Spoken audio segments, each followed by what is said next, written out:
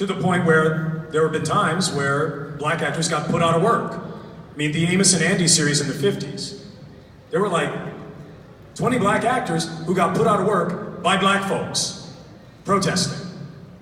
And as far as, when Samurai Jack was cast, I remember thinking, I wonder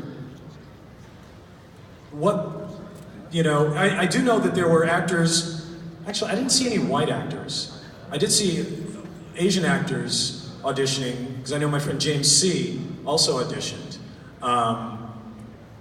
And as an actor, it's not your choice. I mean, there was a controversy a couple of years ago with Uncharted, where Laura Bailey was cast as a South African woman, and then they made the character a black South African woman, and didn't recast it.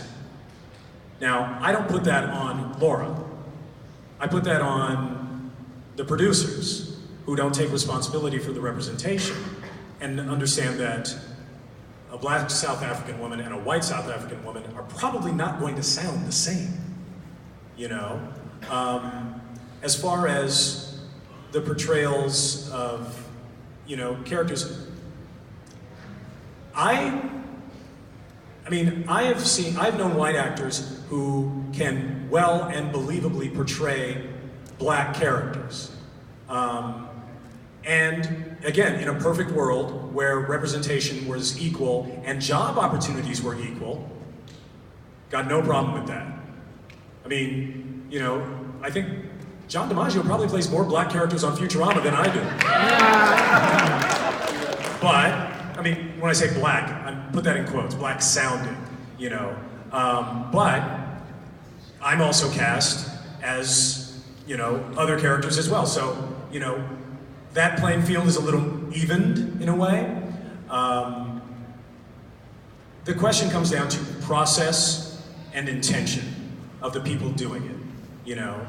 Are you casting someone because they do what you think is a funny Asian accent, or are you casting someone, you know, who creates the character, and is that characterization that you're creating responsible and high quality?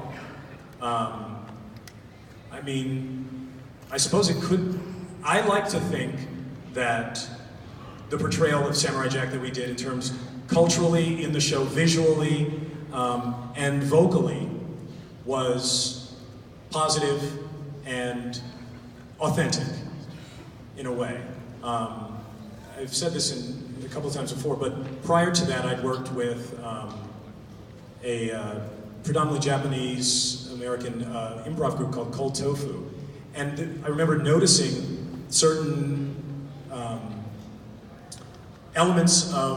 vocal elements that were similar among second generation Japanese Americans. You know, people who had grown up hearing Japanese spoken in the home.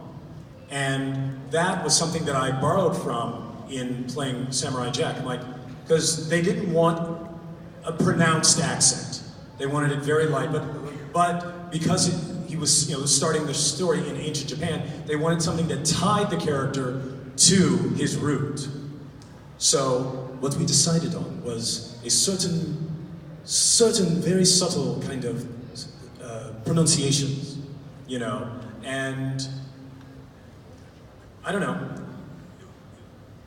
It's, of course, it's arguable, because I think there were, I didn't make the decision, so I'm hoping that part of the decision was, this sounds real, this sounds authentic, but, you know, like with the Apu thing, I don't know that today I would be able to get the part.